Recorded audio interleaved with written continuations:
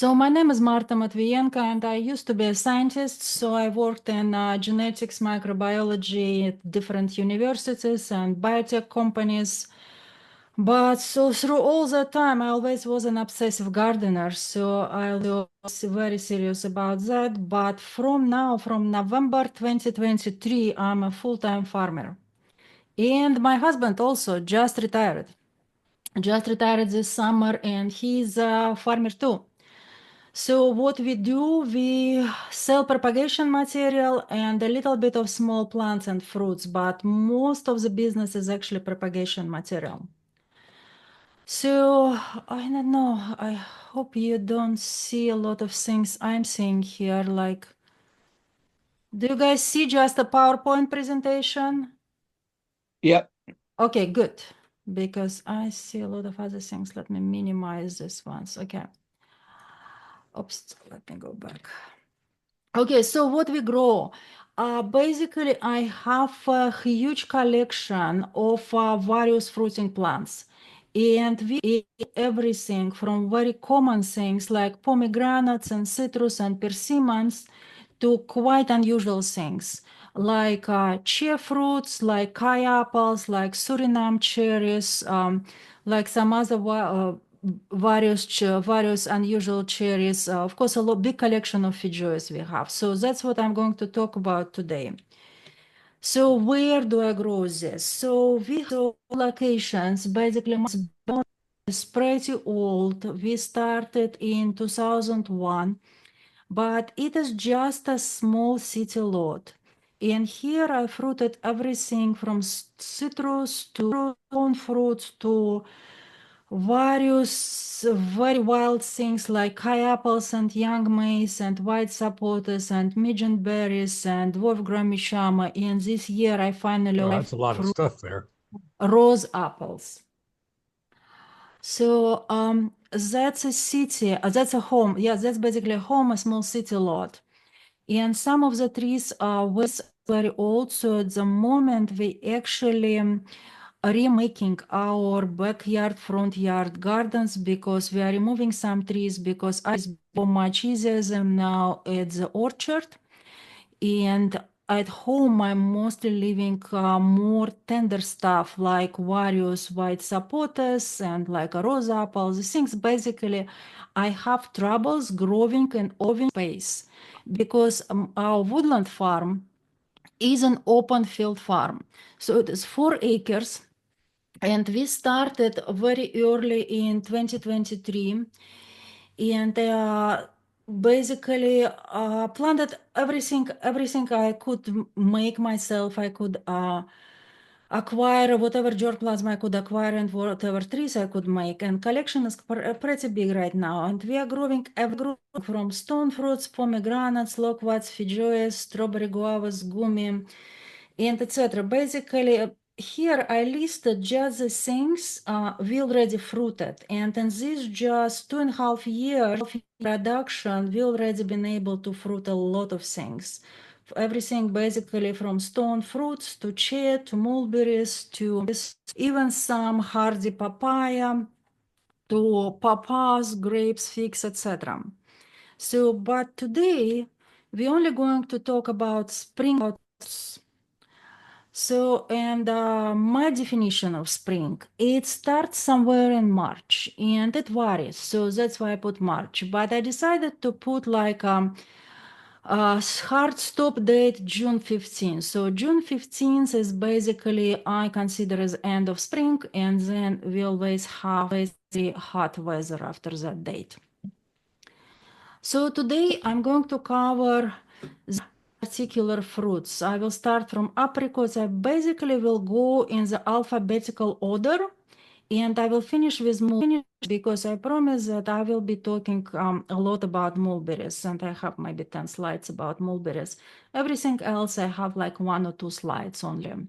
So I will be talking about apricots, one avocado. I have only one spring avocado, blackberries I grow, blueberries, cherries, citrus, gumi, tropical and Malaysian guava, juneberry, loquats, early peaches and peaches, early plums, raspberries, strawberries, and Suriname cherries.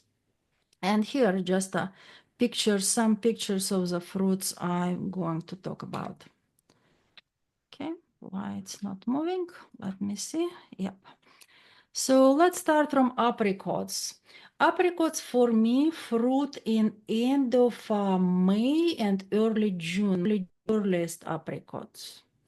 So this year, my first apricot was Nicole, actually. I thought it will be Katy, but no, it was Nicole. And after that, it was Katy. I also had Pixota Blenheim. I lost this tree, actually. But it still was fruiting this year. But very productive, incredibly productive. Apricot is white knockout. So I highly recommend this one. If you can get a tree of this one, get it. So the other very similar to white knockout is actually two-coat. Unfortunately, two-coat is out of the nursery production, and you will not be able to buy it as a tree now. I don't know why nobody grows it anymore, but it's also under patent. So we are not able to distribute the material, but it's a very similar white knockout, just a little bit later. So I highly recommend getting white knockout. And these are white apricots which are fruiting at this time. I also have Dynacot and Flavor Delight. So Dynacot is actually coming from the Bay Area. So it was distributed by Tom Addison, and he was the one who was distributing. So basically, what I want to say here is that Dynacot probably doesn't need any chill hours. We don't have problem with that in Sacramento, but if here is someone from the Bay, that's the considerations during planting. So you might want to have Dynacot.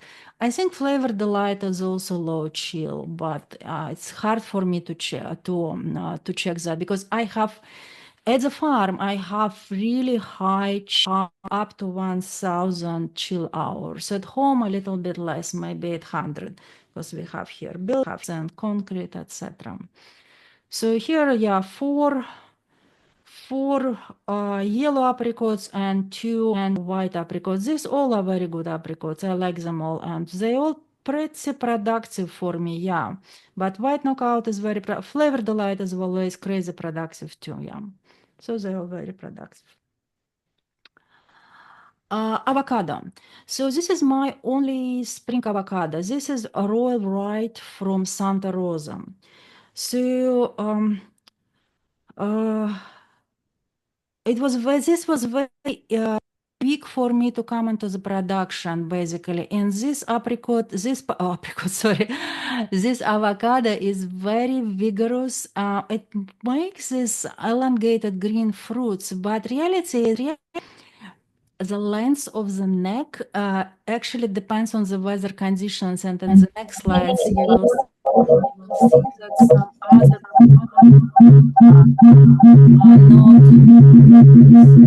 I can fix it, or maybe you fix the or mute. Uh, it's a creamy. It's not very. This particular avocado is very in butter or kind of a buttery notes, but it's a nice avocado on the sweet side, very light, and produces very abundantly. So it was a good choice for me to start with.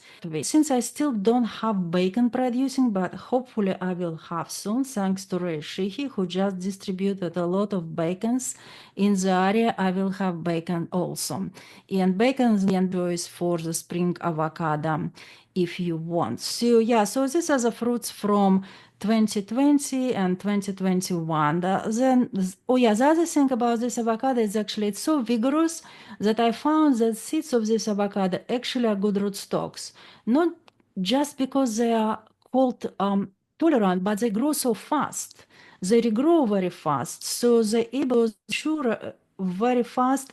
So for me, they're also very good rootstocks now, along with Aravaipa seeds. So where this avocado range from? So this avocado, it was actually in the Fruit Gardener magazine, an article about Santa Rosa, avocados in Santa Rosa. And one day, I believe, yeah, 2016, March 2016, I just to drive through Santa Rosa and try to find those avocados. And article was from earlier date. I don't remember that article, but we found avocado in the private yard. It's actually at this street, Royal and Right. So we knocked at the door, met the owners, explain them our they shared these two fruits, they shared the cyanwood. So in 2016, we got the cyanwood. In 2018, was already tree from 2018. I already had fruits forming in 2019 and 2020. I already was eating fruits. So it's really easy to come, was for me to get from, cyanwood straight to the tasting the fruits. So grows very fast. So just in, so I made the plants I made in the middle of 2016. And you see, in 4 years later, they were already all pretty tall. I don't remember much, but at least 10 feet, 10, 12 feet tall in fall of 2020. So just something to consider. I'm not saying that it's the best avocado, but I'm saying that this is one of the good choices for our area. Okay, that was my only avocado. Now I'm coming to the to blackberries, just alphabetical order. Two blackberries which produce for me I like them very much. I actually experimented with a number of different cultivars, but I ended up with these two. I removed actually a few. Primark Freedom is an excellent blackberry. So it's a spineless and it fruits many times a year, but it's my earliest. I think it starts fruiting maybe in May, maybe even earlier in May. And Osage actually has also very intense, very interesting flavor. And they overlap just for very little. So Osage is much later. So it's like a very late fruits of first wave of prime arc freedom fruits catches this is last fruits and this is very early fruits from Osage. But I don't remember Osage re-fruiting for me. But prime arc freedom will be making fruits more. So I think I had at least 3 lists of fruits during the summer, but early in the spring. So yeah, they both excellent. Prime arc grows like like a monster. It's very vigorous.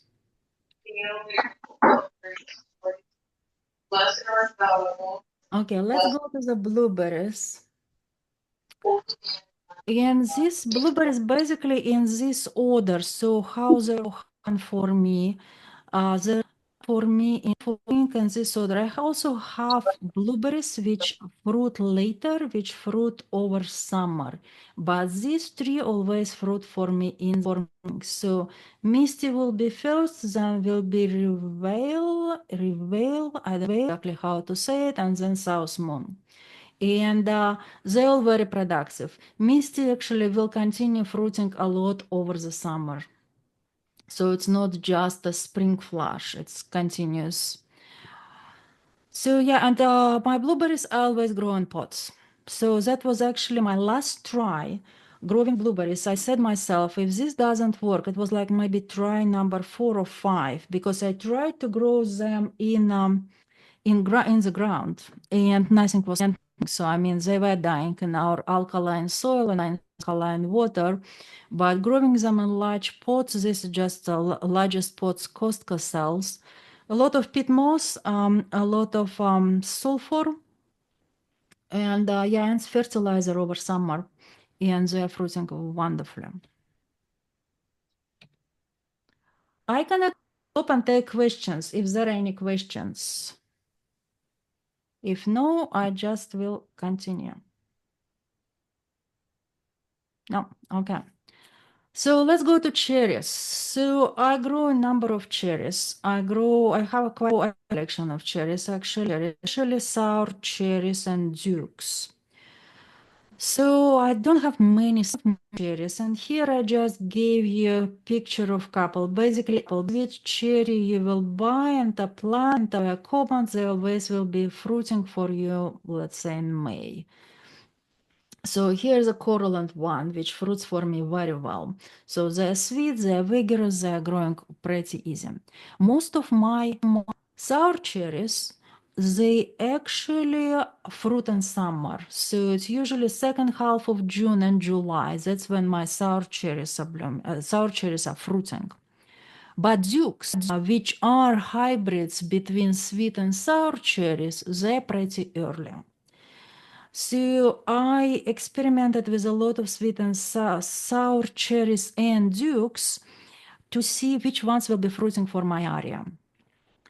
And here are examples of them which are fruiting, but out of what you see here, it's actually it is the best one for me here. And early, they start fruiting, yeah, end of May probably, yeah. So this and Sangordis Caros, Sacros probably. Wonderful cherries. So they all have a kind of a different degree of genetics from sweet or from sour cherries. And like, for example, this one, Sangordis Caros, that's from Hungary. That's in Hungarian. The name is in Hungarian. It's more like a sweet cherry. Unfortunately, so far, production was very low for me.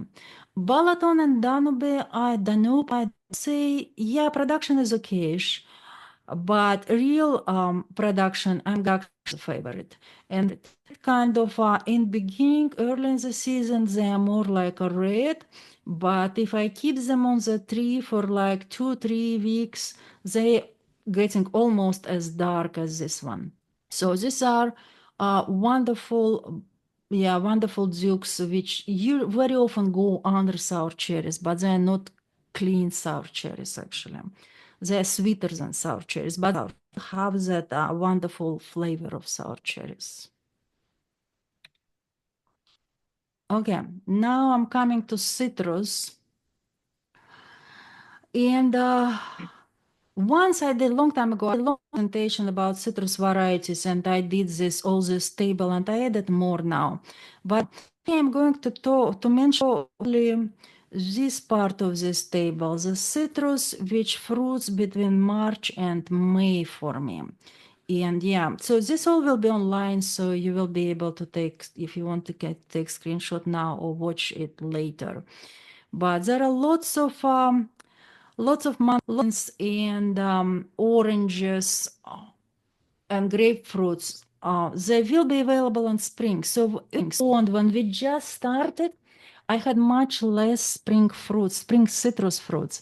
But now when fruits are mature, the trees are mature, they're actually holding fruits much better.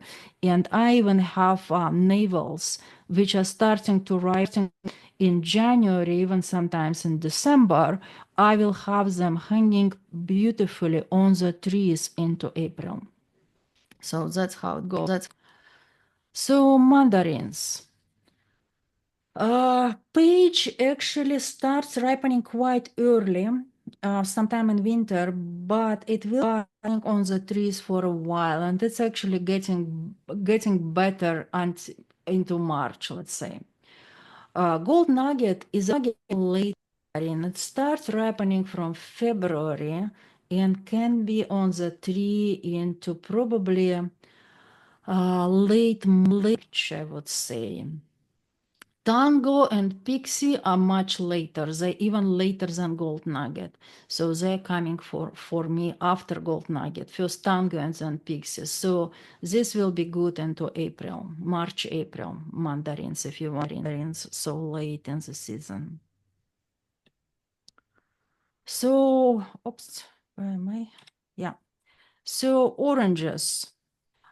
Navels, of course, there are different navels. My early navel never will hang on the tree until April, but my Washington navel will be there, and it will be beautiful. I mean, it will be very tasty until April. Vaniglia sanguino is an excellent fruit, but not everyone likes it. I love it. Basically, the fun thing about this fruit, it doesn't have any acidity. It's basically a citrus without any acid. But it has a flavor. It has a really nice vanilla type of flavor, and I really like it. So basically, if you try it first time, like things that you're not tasting citrus, but just you're tasting a fruit, and then maybe it will be okay for you. But for me, it's beautiful. I really like it as a citrus too. So Bukhob is a kind of an advanced navel with a little bit of blood. So, and it also, the longer it stays on the tree, the better it gets. So these both fruits, I really like to have them like in March. Yeah, and definitely, at least this one definitely can be easily into April, until April. And of course, Valencia are summer oranges, so it's pretty normal for them to start ripening in April. May, June, go into summer. I still have some Valencias hanging still on my tree.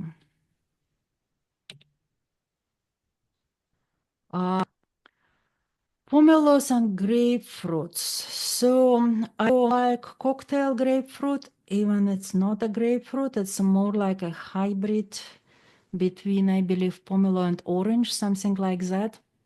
But it's called cocktail grapefruit. It's a wonderful grapefruit. If you don't have it, you might want to have it, get it.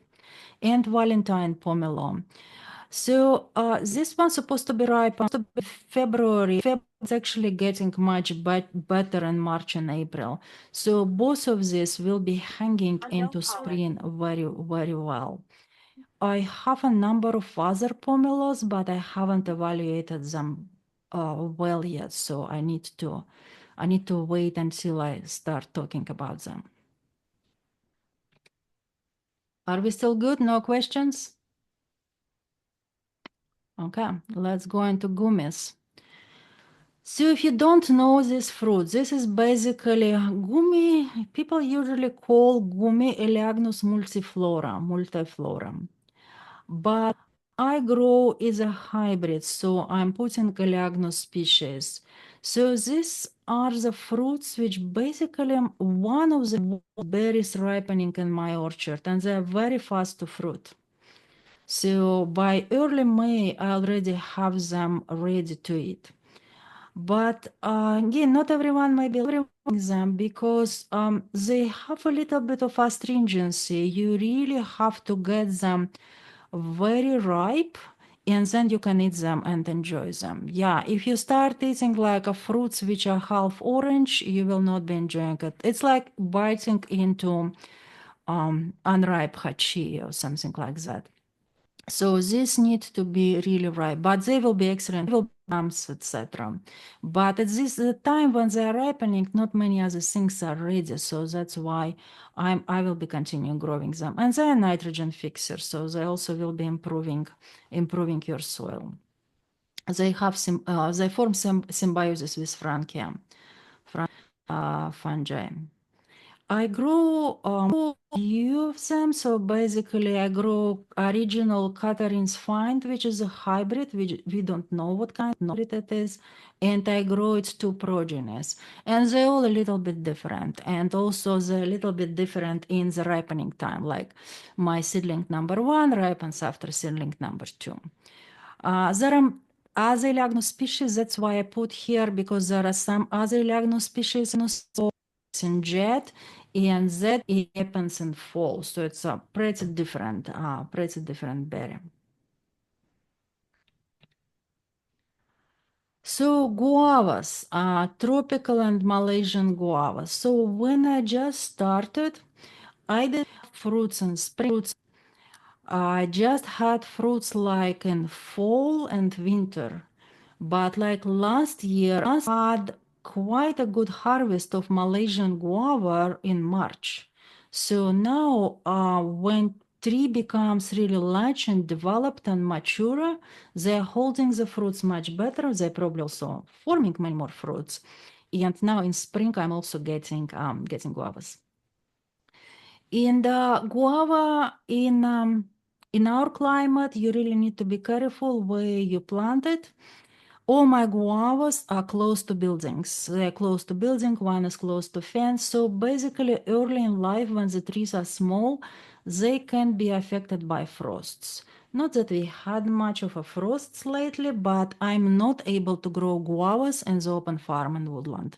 All those trees died. So basically if we go into mid-20s and over there we went to like 23, 24, they will die and they recover. They can actually, they die to the and they grow again. They die to the ground and they grow again. So after 2 winters probably, I just removed them because I'm not going to grow them like tender annuals or tender bells, which dying every winter to the ground. So in Davis, which is just 15 minutes from the woodland farm, I don't have any problems growing them simply because we have structures, we have concrete, and the in a microclimate here to support the development and production. Okay, the next berry I have here is a Juneberry. It's a species from melon chair. So the one I have is very small. I mean, it's very small as a small plant. I actually got it from the Golden Gate chapter when they had the sale. It's a wonderful berry. I really like it. They start fruiting for me in late May. Yeah, late May, and they go into June. And they're very sweet. I actually like them better than blueberries. They're sweeter than blueberries, and they're kind of they're also more nutty than blueberries. So I really like them. The problem with the melon chair is that it's very difficult actually to find good cultivars. So last year I got a sign from East Coast, from Kentucky, from Cliff, England, and I grafted his one of his ones onto on selection. So because what I'm looking, because this one is just a really small bush, it's like by 2. It's a really small bush. I want to have a tree because this genus is a very big genus. Like in Siberia, I've seen huge trees of amelanchier. They grow, I don't know, 25, 30 feet tall. And somehow in the US, we just don't have many cultivars, but I hope we will get more from Cliff. So basically, I just need to check his collection and see what he has. But the sign what I got from him took, and I probably will have them soon. They are more popular, of course, in Europe, in Eurasia. That's where they're more popular, and also I think they're Saskatoons basically. Yeah, they're also popular in Canada and probably northern US, but like they need any chill or they care for heat because it just grows fine and fruits fine for me in the spring. Okay, loquats. So for loquats, I actually have a really good collection and I'm looking so much forward to growing all my collection on the farm because I assembled quite a lot of them before starting this new farm. But what happened is they turned out to be favorite food for rabbits. So I lost quite a bit of my collection when I planted a lot of small grafted plants because I'm hoping that they will be like my windbreak trees. But they don't grow as fast in open ground here as they would do in the city environment. So they grow much slower for me on the farm than they did in Davis. So something to keep in mind. So look what in the open Central Valley field doesn't grow as well as it grows in the protected environment or Central Coast or by the coast or by in Southern California. So, but I evaluated a number of cultivars. And let me see what I would recommend from here. I really like Argelina. Argelina is my favorite one, probably. Yeah, Argelino. Then it's Delight. I lost this one actually, but I hope I distributed enough that some people still have it, and eventually I will get and restore this one in my orchard too. Condo is also excellent for those people, especially for those people who don't like too much of acidity, because Argelina has acidity, but Argelina is really, really intense. And I really like Fletcher White. Fletcher White is a really complex, but it's a smaller fruit. Let me see what else slides I have. Yeah, so I basically have here a specific slide for Argelina. Yeah, the flavor develops, especially in June, the flavor develops for Argelina significantly. And some people try it and said it's almost like a mango. So that's how intense the flavor is for Argelina. And it's a very large fruit too. Fletcher White and that's Delight, they are white loquats. Both of these are white loquats. So Fletcher White is a little bit smaller, but I think Fletcher White is more complex than Ed Delight. But you can see that the fruits are pretty different and how they grow, they're also different. Yeah, and Kando, sometimes spelled as Kanro. Yeah, it is. I would say that flavor is probably less complex, but some people prefer it more, and I will eat it. Yeah, I will eat it too. So sometimes it's just basically it's low acidity, apple flavored type, but the fruit is pretty large too. Yeah, I weeded out some loquats. I had originally like I don't grow anymore Albert's early Italian. I don't grow Brandenton. I don't grow Nugget, and I don't grow library because of different reasons. Yeah, some are just too small. Some are just never get sweet in my climate, etc. Yeah, and I put here my best performers. Yeah, basically that's what I like. But I have many others, and there are actually more videos. Yeah, I'll show the resources where I publish all my notes and videos. Okay. So done with loquats, let's go on to peaches. So there are at least few early peaches we can have before the main season starts. This Orion I actually got from Ray through USDA. When USDA donated to our chapter a number of trees, I picked Orion. And this cultivar is from South Africa, and it's incredibly early. But it's a very, very good producer. It's not very complex. It's not freestone typically. It's a white-fleshed peach, but it produces end of May, early June. And next to it, I have springtime. And springtime is a known old cultivar. So they're a little bit different, but the ripening time is about the same. And springtime, basically even smaller fruits than Orion. Orion actually can be larger fruits. Yeah, this year I had some really large fruits on Orion. They're both very mild, white, kind of a little bit watery, but they're sweet. They're sweet, but without much of complexity. Shazi Zhao a little bit later, and but it's already has a better capacity. Shazi Zhao is one of these Chinese water peaches or honey peaches. So it's very nice, yeah. If you, yeah, Shazizao is basically probably so far the best of these white peaches, but later. And Spring Crest, I'm a commercial cultivar, but it's already yellow. It's a more intense, more yellow. It has some acidity. Yeah, but this all ripening. Yeah, Crest, I think it's early June for me sometime. Yeah, so it's a pretty good cultivar. Only one nectarine I found in my videos which fruits before June 15. This is turquoise nectarine, and this is under, I believe it's still protected by a patent. Yeah, you can check it, but turquoise nectarine very early for me, very productive, white nectarine. It's not freestone, I believe, if I remember it's right, but it's pretty good and pretty early. Okay, let's go to the plums. So for the plums, what did I put here? Yeah, I put here 4 plums. So always basically the very first plum, which we have sometime usually in May, early June is this green Persian plum or gorgeous sams. So this is a specific Central Asian plum. So people from Central Asia, Turkey, Iran, they would know this plum very well. This plum is eaten at the green stage. So basically at the unripe stage, because at this stage it still has some acidity.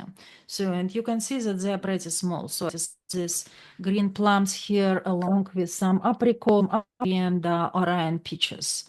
So that's the size here. But people like them. It's like a nice snack. I grew up in Central Asia, so for us on the markets, we were been buying them by cups and just having them as a snack. When they ripen completely, they become yellow, they lose the acidity and basically become pretty blunt. So you would not want normally this plum at the fully ripe stage. A wonderful early plum is Sarisa de Primavera. So this plum actually incredibly productive. It has very good flavor as fully ripe plum, and it also ripens, I believe, end of May. Yeah, early June, very early June. Yeah, and I had a good harvest from this plum. I probably should make another tree of this plum. Yeah, so excellent early plum is this one if you just want something more mainstream. Vesuvius plum is a red fleshed plum.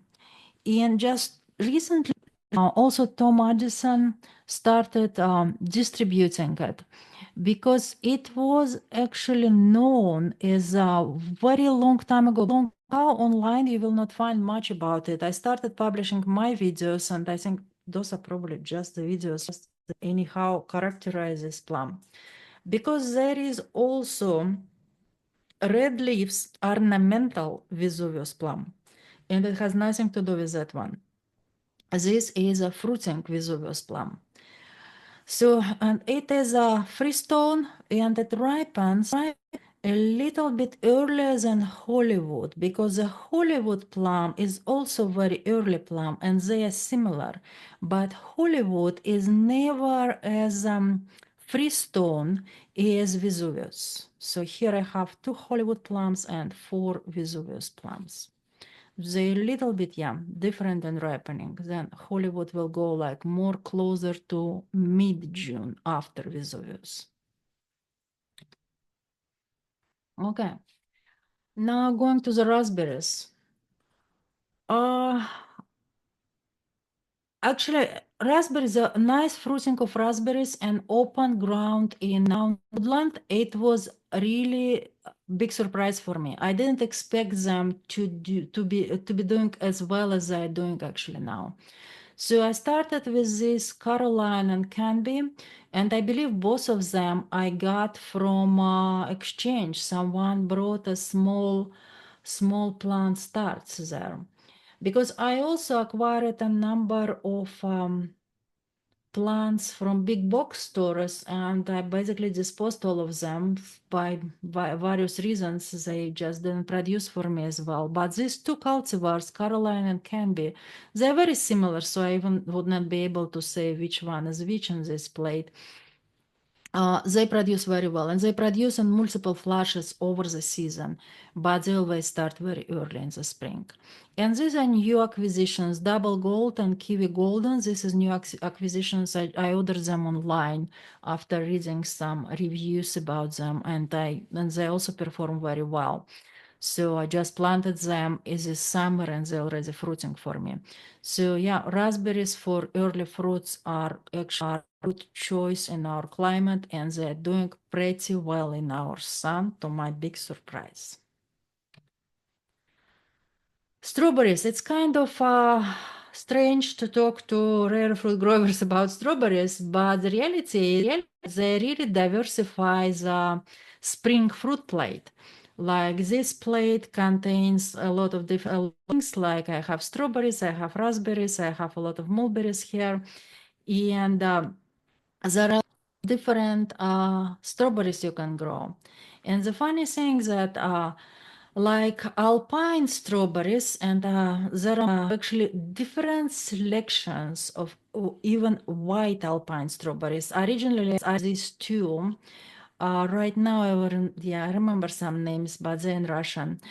So, but now I think they all crossed in my backyard, and I already don't know what is what. But there are multiple selections. There are multiple selections of red alpine strawberries. Of course, there are common strawberries, tons of cultivars, and now we also have a lot of different cultivars of pine berries.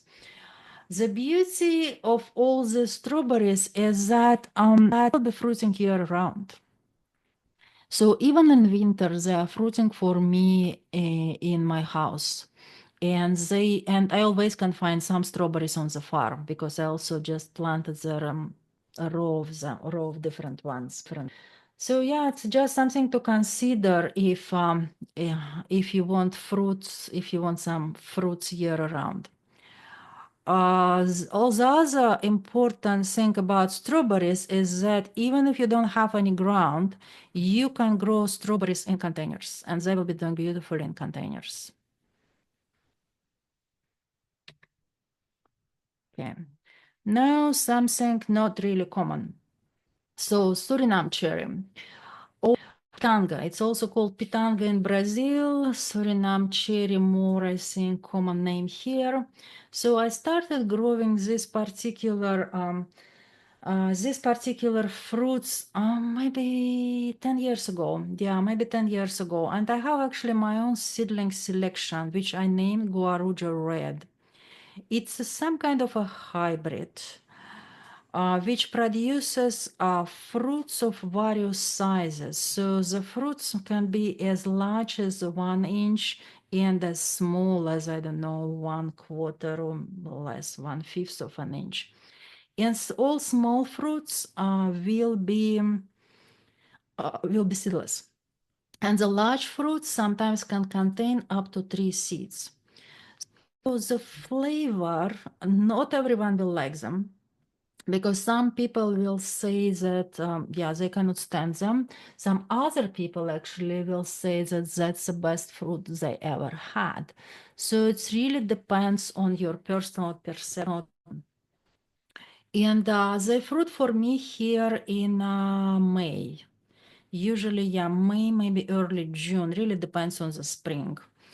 And my particular tree is a very vigorous and fast grower. So it has a single trunk. Now it has a lot of sprouts, but main trunk is just one very strong trunk, and I need to prune it all the time. Not all the time, but this year I definitely need to prune it because it gets too tall. Because very often when you're getting into the Suriname cherries, what you are getting some seedlings which becomes ground cover, and this is not something you want. You really normally want train it in the way so it forms straight, nice trunk and then branches somewhere, so it's easier for you to actually get fruits and for the tree to get some sun exposure. Okay, now we are done with all these other spring fruits and I'm moving into the mulberries. So for mulberries, there are actually few species of mulberries which I grow, and I grow also a lot of selections which I even don't know what kind of species those are, because mulberry systematics is kind of not really clean, and there are not many people working actually on mulberry systematics, and there are also a lot of hybrids between different mulberry species. So, for example, the fruit which are called Four Seasons, four actually should be spelled in letters. It should be Four, Four Seasons. I even don't know what species it is. I don't believe it is Alba. But right now, yeah, I'm just going, it's under SP, so I don't know what species it is. So the same with world best, but some are very easy to place, like Buluklu will be Alba, Pakistan will be Makrura, etc. So, but this type of mulberries, like all albas, all macruras, and a lot of unknown species, they will be my spring fruits. They will sing in spring. But Niagara, which also very often called Persian mulberry, those are summer fruits. They will be fruiting like from July and into August. Yeah, July, August, sometimes maybe even in early September. So I only have right now only grow 3 selections of those, and I'm not going to talk about them now. Also, the Latin names for mulberries, they have very to do with the fruit color. What they reflect? They reflect the color of the vegetative buds. So this bud, if it's black, it's Niagara. If it's white or kind of a grayish, brownish, those are albas. Okay. Rurus, they also have light colored buds. So that's where alba and Niagara are coming, and also black mulberry. Sometimes Morus nigra is called black mulberry. So of course, all this will be black, but in albas, a lot of fruits will be also black. Okay, so morus alba doesn't mean that fruit color always will be white. It can be anything between white and black. Okay, one mulberry, to talk about is this Four Seasons mulberry, simply because it's really unusual. It's a small tree, small bush, and it fruits multiple times a year. Originally, it came probably from Taiwan. Got my material from Ed in Fremont, and it fruits from April to December. Basically, you can get 3 or 4 flushes of fruits, depends on your climate. And the first fruits are basically spring fruits are never as tasty as later fruits, but you still will get a lot of fruits in spring, which can be converted to jams because they just don't have enough sugar in sugar. Some people just taste spring fruits and they say, oh, doesn't have any flavor. Well, yeah, because that the main flavor in summer. But it's very productive. It roots very easily, so it can be propagated by rooting or by grafting. And the fruits can be pretty large, like this is, and this panel is this one. And next to it, I have here Pakistan, which is very large berries. Okay, here on the slide, I have 2 other excellent mulberries, maple leaf and Pakistan. So maple leaf, sometimes fruits of maple leaf, they're normally smaller, but sometimes they can be as large as Pakistan or almost as large as Pakistan. And it's also excellent sweet and sour fruits. And but they're always later than Pakistan. Of course, there is some overlap time between Pakistan and maple leaf. When Pakistan is done, maple leaf will continue. And both are both trees, and they both can be rooted from cuttings. So the long white mulberries. So I evaluated these 3 accessions I got my hands on: Saharanpur local, Australian green, Pakistan white, and there is another name I don't remember right now, but goes for this one. But basically, when I grafted them on the same rootstock, namely onto Four Seasons mulberry rootstock, they all behaved identically. So I don't think they are different. The same fruits, the same leaves, the same growth pattern, everything is the same for them. So that's why I think that they're the same. But since I'm a scientist and I got them from 3 different sources under 3 different names, I still distribute them under their names, the original names, because who knows, maybe in some extreme situation, under a pest pressure or some unusual pest, they may behave differently. But for the purpose of fruit, they're the same. Yeah, and these fruits are just pure. If you never tried them, these are sweet. They don't have any acidity. They even have this condensed milk flavor in them. So they are very interesting fruits. Yeah, also I didn't put it here, but you have to graft them. They do not root. You cannot easily root them. Maybe if you have 100 cuttings, you will get 1 rooted, but normally you want to graft it if you get material of this. Okay, now I'm moving into the fat white mulberries. So fat white, I'm meaning they're kind of a short, they're not as long. And here's the collection. I have 6 different ones. Yeah, I might have more next year. I will have more next year fruiting, yeah. But by now I evaluated these 6: Buluklu, Tihama, Tabriz, Isfahan, Mashhad, and Cain. So all a little bit different in flavor, but they're all sweet. There are no acidity, they're all sweet. Isfahan probably has the largest fruits. Yeah, Tehama also has very large fruits, but Tehama fruits always a little bit more grayish than Isfahan. Tehama also unusual in that respect that Tehama also makes male flowers, and some ears actually will be split. The flower, like half of the flower will be male and half of the flower will be female.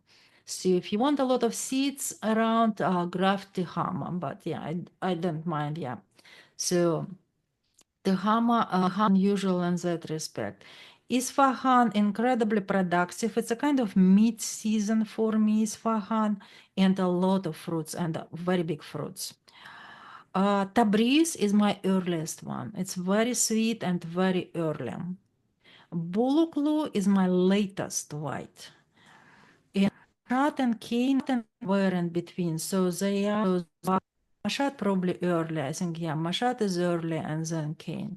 Yeah, so they all good. They just have a little bit different flavors. And they all root from cuttings. Yeah, these ones, they can be rooted. Yeah, this is just an example of buluklu. So that's the size. So buluklu basically about the same size as some other, yeah, what do I have here? I have here Illinois Overbearing. I have buluklu. Yeah, Oscar. Yeah, so this is Oscar. This is buluklu. Yeah, I have collections of pink mulberries. So in middle here I have Breeze, here I have Frank, and here I have Easter egg. In my pinks, they also pure sweet. I mean, they are not pure sweet. They have flavors. They have unusual flavors. Both of them, yeah. Frank has very unusual flavor. Easter egg also has a floral flavor in it. They root from cuttings. They are large trees. They grow fast. Okay, now we are moving on to the Himalayan berries, Himalayan mulberries. So this all are She's got a lot of Pakistan. Pakistan is was it a mulberries. question? Hello, was it a question? No? Okay.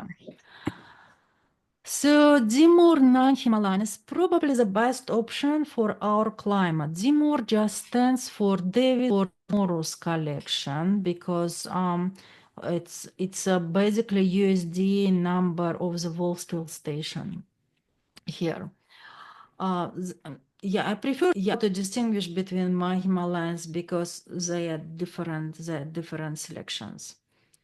So Dimur 9 is a very large tree, has these lobed leaves, is very characteristic for this tree.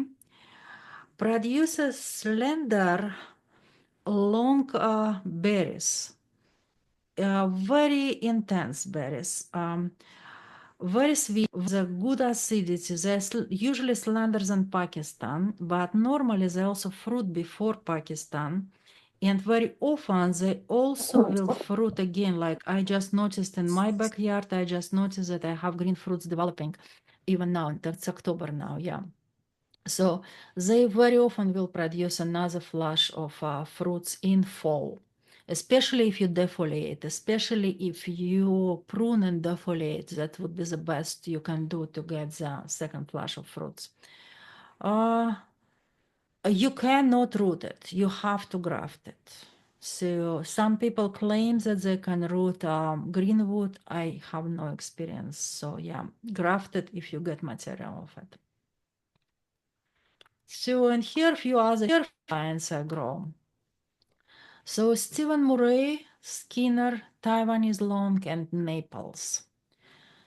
So let's start from Naples. Naples is the most unusual one. So amount of fruits I got still very minimal. I don't know. Maybe I got a dozen fruits. not really many fruits.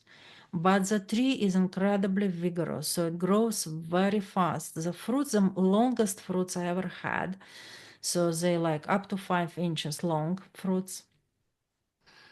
Very intensely flavored. It's like a strawberry, intense strawberry jam with good acidity. The problem with this tree, especially in my first few winters, was that this tree incredibly cold sensitive. In first winter, it's basically died to the ground. Now it survives to about 4 feet, I think. Yeah, and in season it grows to grows at least 15 foot long. But if I don't harvest that material before the frost, this all will be frozen with our first November, December frost. So yeah, so all my Himalayan mulberries, when we sell material, we harvest them before the first frost, because otherwise we will lose a lot of wood on Himalayans. So Naples is incredibly frost sensitive. The next one in frost sensitivity is Skinner. Skinner also usually freezes down to just few feet above ground, maybe 4 on my best tree. I'm getting like 4 or 5 feet maybe above the ground. And in the season it will produce like 15, 20 feet of growth. So Skinner is very sweet. It's incredibly sweet. It's like with a grape flavor. Yeah, so they all a little bit different. Like, yeah, a little bit grape flavor.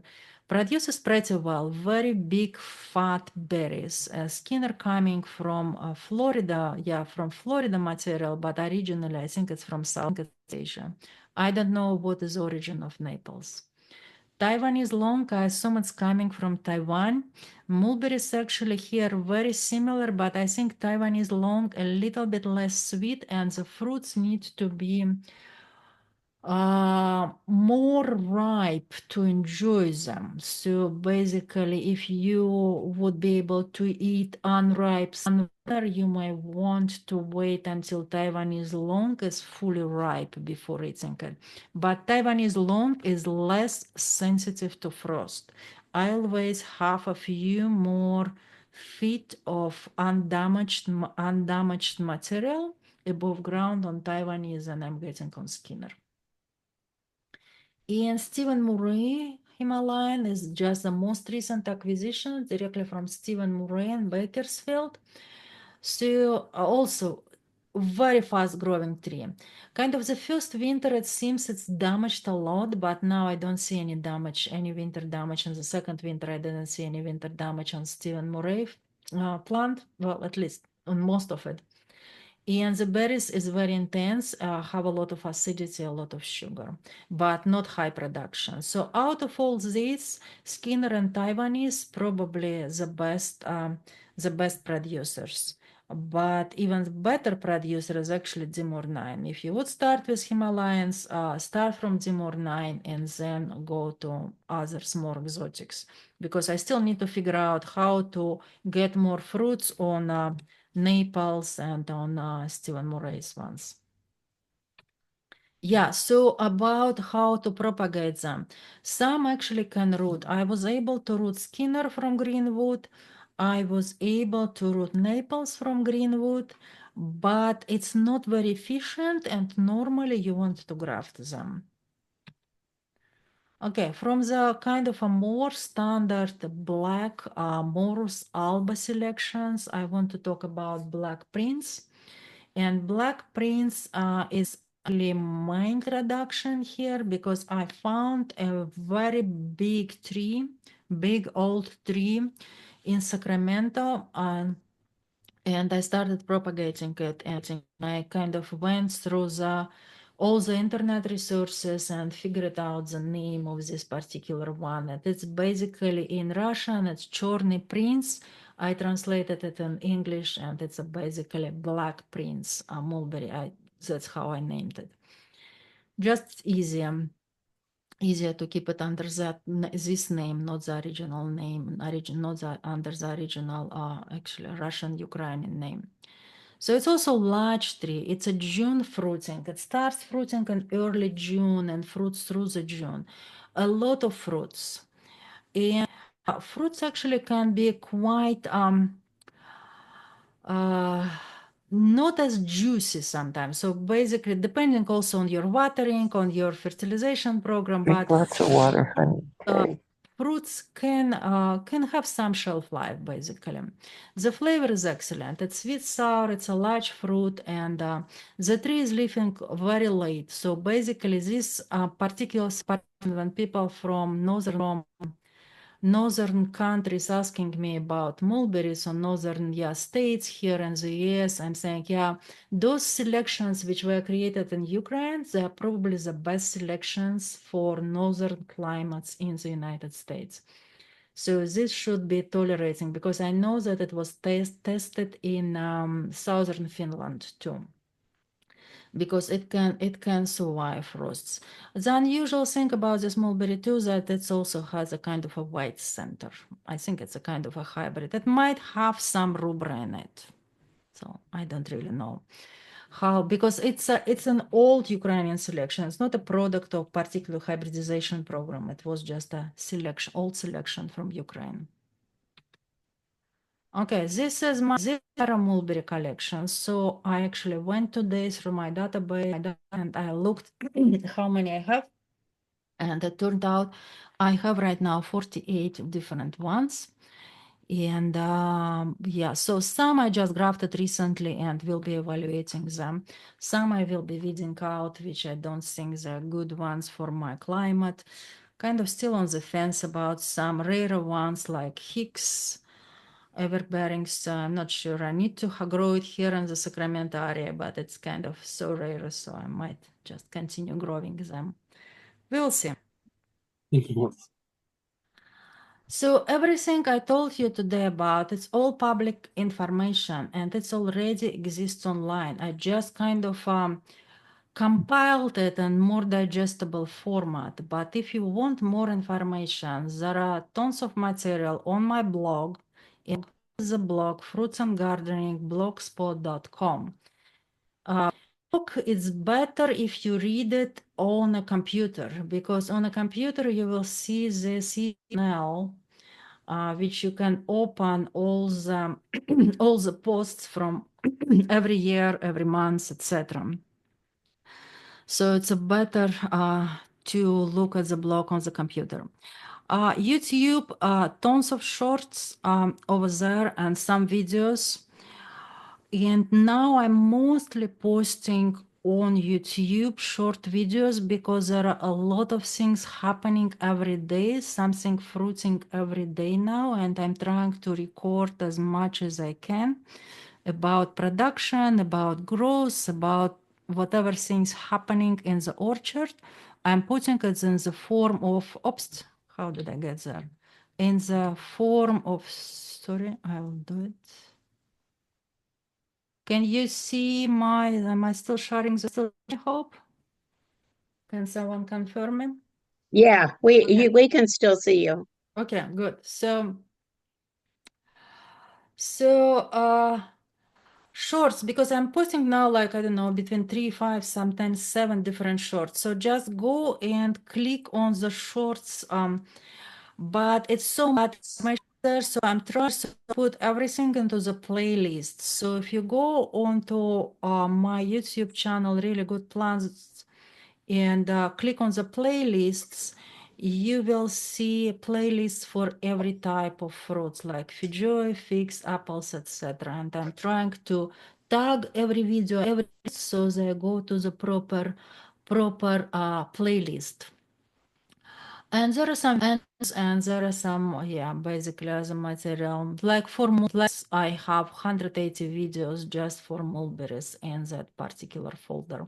And so if you want more information, you always will find it in one source or another.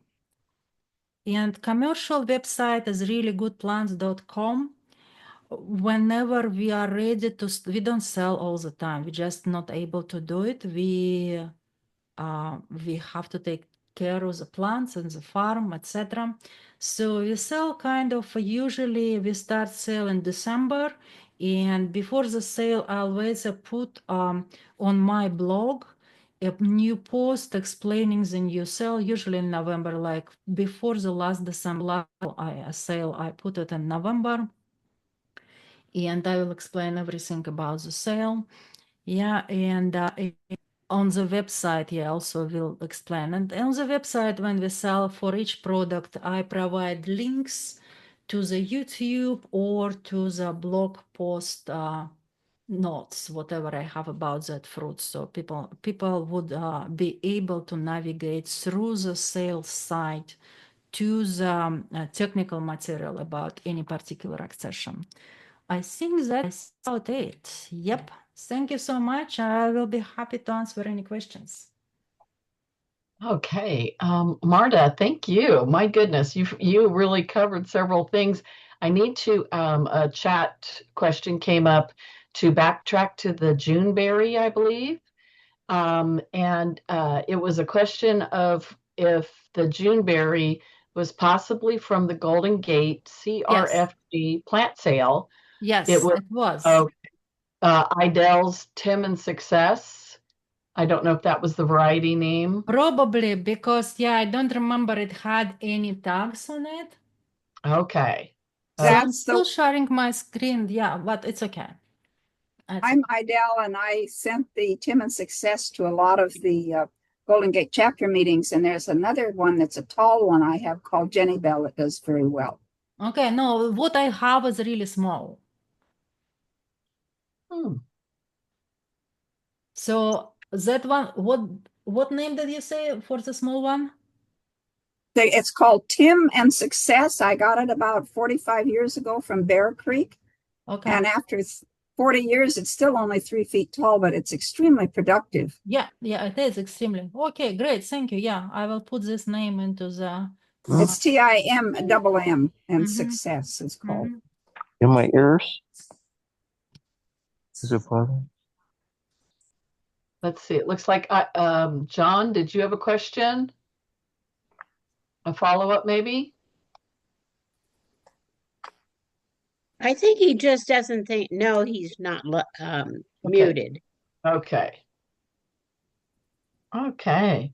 I And the, got a question. What's your YouTube channel? Oh yeah, it is really good plants. So let me. Oh, okay. So that's the YouTube. Yeah, it is Okay. this one. Can you see it? Let me show. Yeah, but I couldn't read that. It was too small. Okay, yeah, really good plants. Okay. Really good plants. Okay. Thank Yeah, you. just one word. Yeah, if you just Yeah, put just one all run word. it together. Yeah. there was another question from Christy about, she said, I know this is like choosing between children, but what is your favorite tasting mulberry of the impressive collection, and not just limited to spring fruits? And what is your favorite Frijoa variety so far? What was the one? Basically, what is your favorite mulberry and Frijoa? Is that how you pronounce it? I don't get the second one. Oh, F-E-I-J. Oh, Fijoya. Yeah, Fijoya. Okay. Okay, it's a J. Okay. Yeah, okay. So mulberries. You see, it's usually whatever I have in my hand. Seriously, yeah, because like I love Black Prince. I love Black Prince. Okay. But Black Prince is not ready until June. Oh, right. So, in April, I would have Dimor 9, and I love Dimor 9. Hmm. So then from the white ones, big white ones, I would say is Fahan probably. If I have to choose, again, when I have Tabriz, Isfahan is not ready, I will eat Tabriz. So because they all kind of go from April to, I don't know, July even, if we look into black mulberries too, Morus nigra. So yeah, it really depends on the season. Like for April, I would probably say Dimor 9 and Pakistan. Yes. Oh, in Pakistan, so easy to find Pakistan. You will be able to find a tree. Yeah, definitely have Pakistan. If it's going to be your first mulberry, get Pakistan. Yeah, so very productive, easy to grow, easily available. Yeah, but Timor 9 will be before Pakistan. Yeah, so then Pakistan ended, I start, and Timor 9 ended, I still will be eating maple leaf. Then I will be eating from the black ones, I will be eating black prince. Yeah, so yeah. Any from the names I just mentioned you, yeah, yeah, they're all good. So for Fijoya, the same thing for Fijoya. For right now, I just did a video about 4 different Fijoyas I have just ripening early in October. So for Fijoya, my first one is always Chesterwoody. Then I have Kaiteri. Then I have Unique. And then I have Liquid Sprite. So that's what I'm eating now. Okay. If I would have to choose just one out of this early one, probably Kaiteri. It's a kind of a most new. But you know, Chesterwood is so much more productive for me. So I don't know. And Chesterwood has much longer season. It starts early, and I still have Chesterwood, but Kaiteri season for me was very narrow. So it's hard. But if I again, if I would have to choose just one Fijoyas from all Fijoyas I grow, I don't know. Dense choice is excellent, but it's hardly available. So you'll have to graft it yourself. Dense choice is excellent. Apollo is excellent. Gosh, Marjane is excellent. Yeah, I don't know. Dense choice, maybe dense choice. Okay. Was there any other questions? I think a few people unmuted. Yeah, this was really interesting. I didn't even, well, I only knew about mulberries that didn't have fruit on them, but they do have fruit and it's good, huh? Oh, it's excellent. Yeah, mulberries are excellent. It's very underappreciated fruit, and they really deserve better distribution. Where can you get them? I mean, can you get trees or you have to graft them from somebody? Yeah, so Pakistan you will be able to get at the nursery. Just make sure you go to a good nursery which will sell you actual Pakistan, because yeah, I've seen people with Pakistan which never fruited, so they got fruitless mulberry instead of Pakistan. But Pakistan is easy available. What else? I don't know if there are any other mulberries in common distribution. We sell a lot of signwoods, so you will need to root or graft yourself. Most of the ones I mentioned today, besides Pakistan. Yeah, so you might want to check also if you tree, you might want to check Planting Justice nursery in because they got a lot of material from me and they're making trees. So What was the name of the nursery? planting justice. Planting Justice. Justice, J-U-S-T. Yeah, like yeah. Yeah. And where are they? Or in Auckland. They may be in Auckland. Yeah, sorry, they may be in Auckland. Yeah, Justice. Yeah, like JUSTICE. Yeah. Yeah. Justice. Yeah, Yeah, I where think they're are in they? Auckland. Oh, I believe they're in Auckland. Yeah, I was wrong. I think that they're in Richmond. They're in Auckland. They're also in El Sobrante. Yeah, so they should have more mulberries. Diverse mulberries. Yeah, you may also want to check their website. They have a website. Okay. I had another question, Marta. Someone asked, what is your thought on the taste of the kiwi golden raspberry? Oh, it's nice. It's very nice.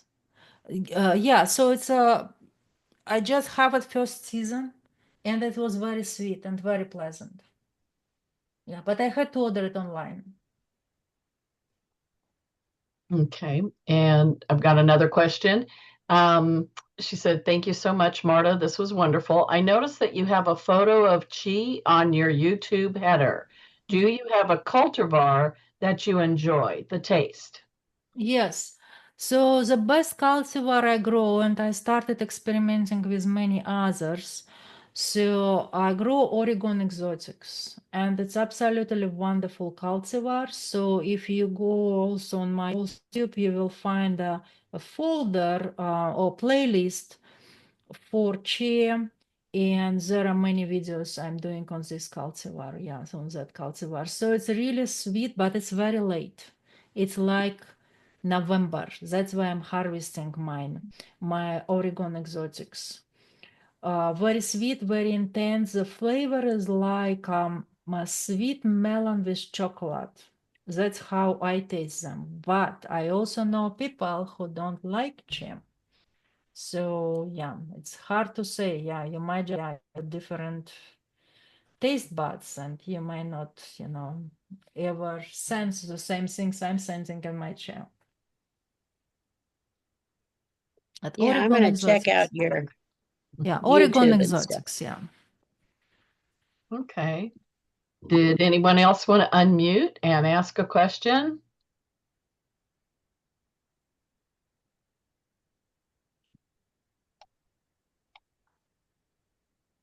Hi, this is Mike Lance. We've got a question. We're trying our first mulberry. It's a Pakistan, but we're gonna do a espalier. This is gonna be our first attempt of doing this with a mulberry. Any comments or suggestions about doing the mulberries espalier fashion as opposed to the normal normal pruning and trying to widen it? I don't have experience, but I think it's a great idea. But also keep in mind that you will have to prune a lot. It's very vigorous tree. They're vigorous, they grow very fast, and I think they will be fruiting just fine. Just keep in mind that they need like what I noticed on my mulberries, and there are actually videos from last spring I posted where I show how they fruit, not specifically Pakistan, but some other mulberries and number of mulberries I noticed. So basically, they did a branch of last year, and they are forming this year these spurs on which they are fruiting. They will fruit on the completely new wood too. They will fruit on new wood, but very often the more you harvest, more yield you will get from the young spurs coming from older wood. See what I'm saying? So just Yes, that's good to know. keep in mind how you pruning it, and just watch how it produces for you and what wood it produces for you. Okay. No, that's good. Whether, because it does make a difference whether you want to prune, the 1 year or 2 year old growth. So Yeah, I think thank at you. least, I will try to leave some last year wood to make sure that I'm getting enough harvest for the next year, because I don't just a lot of observations here to say that 3 or 4 year old branches they work in the same way as a last year wood for making these small spurs. See? Yep. Yes. Okay. Thank you. Marta, I have another question. Someone asked, I've noticed that several of my Pakistan mulberry fruits have trouble ripening fully. Have you found that they need light to ripen? Do you thin the leaves and branches? So what it means, have problems ripening, because sometimes what is happening, if you are getting too many thrips or spider mites, sometimes those bugs, and I think I also have videos about that on that how the thrips are just living inside of the fruits, and they're kind of traveling in and out of the fruit. I have a small microscope at home, and I made those videos bringing fruits at home and recording them here.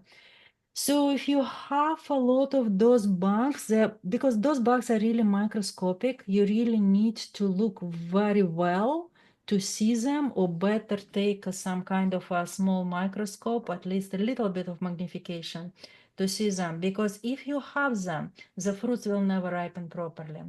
And that's why sometimes it's really difficult to get properly ripened mulberry fruits in fall, because in fall we have much worse pest pressure than we have in spring. See, so you just need to control the pests. So that's one thing which can be happening. So I don't think it's a sun. I suspect it's some pests which are not, because if your fruits are dropping, if your green fruits like becoming dry and they're dropping, that's clearly pests. Or maybe completely lack of water. That's also can happen. But yeah, but I don't know. Yeah. Okay, thanks. I have another question. How much protection do you need for a small Pakistani mulberry in winter that's in a pot?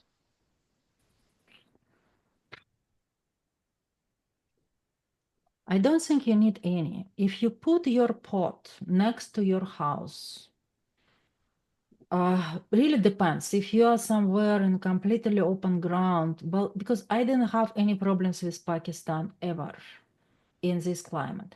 But if tree is large and pot is small and pot is dry and we have frost, that might kill plant. But normally, if pot is a normal size and it's wet before we go into, like, let's say 25 degrees, I don't think anything will happen to your tree. Because normally Pakistan doesn't need any protection here.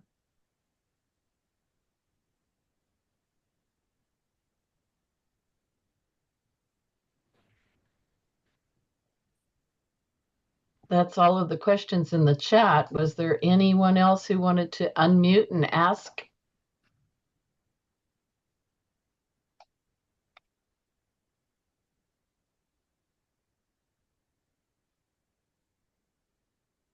No, I think,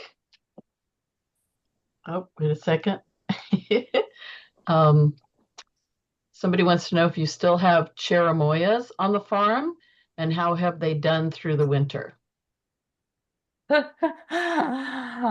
Okay, one is still trying to grow. Yeah, cherimoyas are not really hardy, Central Valley hardy in open ground. So I still have one plant which again grew up from the roots. Cherimoya freezes down to the ground and then regrowing like tropical guava. So I don't know if I'll keep it or not. Well, I still didn't do anything to it, so I'll decide next spring if I'm completely killing that plant. Now, at home, I don't have any problems. I actually have a bump on making a small fruit. So yeah, at home, no problems at all. But on the farm, it's a completely different story. Okay, and what about white sapotes? Well, for white sapotas, I still have one tree which is growing. Everything else I already killed, and I planted around 100. Oof. So at least sort of them were grafted plants. So white sapota, I think it's possible if you do really large seedling experiment, planting a lot of seeds. Because what I also finding out with the farm is that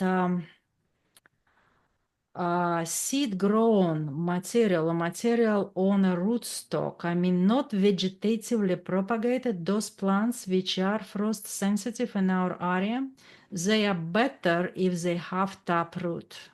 So if you really want to grow white sapotas or cherimoyas in the Central Valley, plant 300 to 400 seeds and you will end up with something.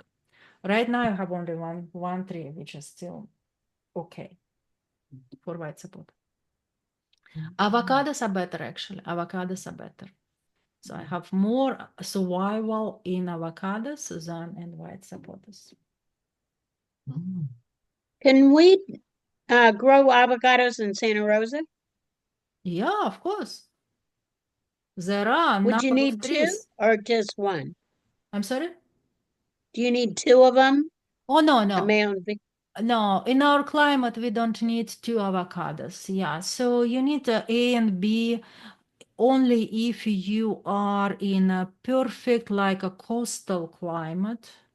Then avocados behave as they're supposed to behave, being a male or female in a particular type of the day, part of the day. But in Central Valley, no. Yeah, so no, you can grow, you just need one. But pick a good one. So like some avocados are known to be really shy producers, like Stewart. It barely produces. So pick a Mexicola or pick a bacon, something which known to produce easily here. Ozutano. So would you get them? Can you start them from the seed, or you would get a plant? Well, you can get a plant at any nursery, already grafted plant.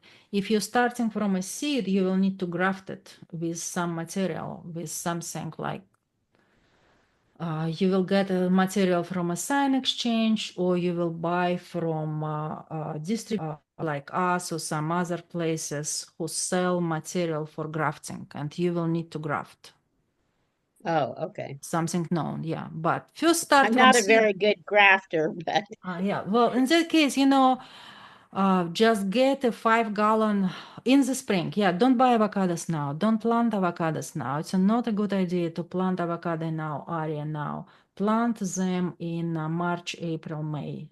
And protect from sun in the first year and 2 years. what do you just paint them, huh? Paint the You trunks? paint them, and sometimes you even also protect them on the western side from afternoon sun. Oh, okay. Yeah, I went to CSM, I don't know, 15 years ago and took the horticulture. So I really like to propagate. So. I have another question from the chat room. Have you tried planting the frost-sensitive plants like cherimoyas in your orchard in a high density, or do you plant them spread out? Everything right now is spread out because we are on irrigation. So my distance between plants are 8 feet in the row and 12 between rows. So no, yeah. So yeah, I think later on when I will have a lot of established evergreens like loquats, like Fijoyas, like citrus, then I think it will be easier for tender subtropicals to survive. Yes, I agree, but yeah, it wasn't practical for me.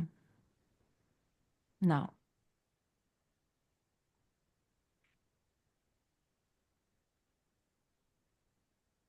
Okay, looks like the chat questions are gone. Did anyone else